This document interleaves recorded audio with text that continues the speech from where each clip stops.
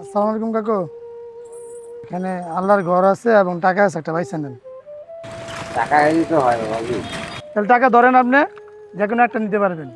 টাকা না আল্লাহর ঘর, টাকা নেবেন। এ ধরেন, ধরেন ধরেন ধরেন ধরেন, সমস্যা নেই। আসসালামু আলাইকুম। কি সমস্যা আপনার? আমার হাতে সমস্যা? বয়স হয়েছে প্রায় 90-95 বছর। আচ্ছা ঠিক আছে, আপনি এখান থেকে এটা পয়সা নেন। আল্লাহর ঘর নেবেন না টাকা নেবেন? আমি আল্লাহর কথা টাকা নেবেন না? না, তাহলে আল্লাহর ঘরের জন্য কিছু দেন। 10 টাকা দিচ্ছেন? আচ্ছা শুনেন কাকু, এই টাকাটা আপনি নিজের হাতে আল্লাহর ঘরে দিবেন, আচ্ছা ইনশাল্লাহ। তখন আল্লাহর ঘরে দিয়ে দিবেন, ঠিক আছে? আচ্ছা আল্লাহর মসজিদে যাই। হ্যাঁ, মানে আপনি আল্লাহর ঘরে 10 টাকা দিচ্ছেন না, আমি এর 5 গুণ কইরা এই যে 50 টাকা দিলাম, আচ্ছা এটা আপনি আল্লাহর ঘরে দিবেন।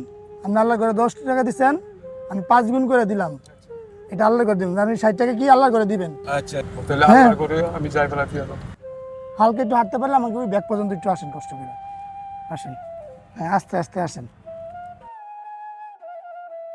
এখানে আরেকটা আছে 200 টাকা এবং আল্লাহর ঘর। আপনি এখনো চুজ করতে পারবেন, আল্লাহর ঘর নেবেন না 200 টাকা নেবেন। আমার তো দেবতা, আমি আল্লাহর করেই নেব। আল্লাহর ঘরে নেবেন। তাহলে এখানে ভাগ্য পরীক্ষা লেখা আছে, আপনি আল্লাহ আপনার ভাগ্যে কি রাখছে দেখি, এখানে হাত দেন, খুঁজেন, খুঁজে বার করে একটা জিনিস বার করেন, দেখেন আল্লাহ আপনার ভাগ্যে কি রাখছে। কি আছে কি বলতো? একটা বিস্কুটের প্যাকেট পাইছেন, সাথে কি পাইছেন, 100 টাকাও পাইছেন। এটা আল্লাহ আপনাকে উপহার দিছে। ভিউয়ার্স, উনি গরিব অসহায় মানুষ, কষ্ট করেন, ঠিক আছে? ওনার শরীরে অনেক রোগ হয়ে গেছে, ওনার জন্য দোয়া করবেন এবং আমাদের জন্য দোয়া করবেন। ভালো থাকবেন।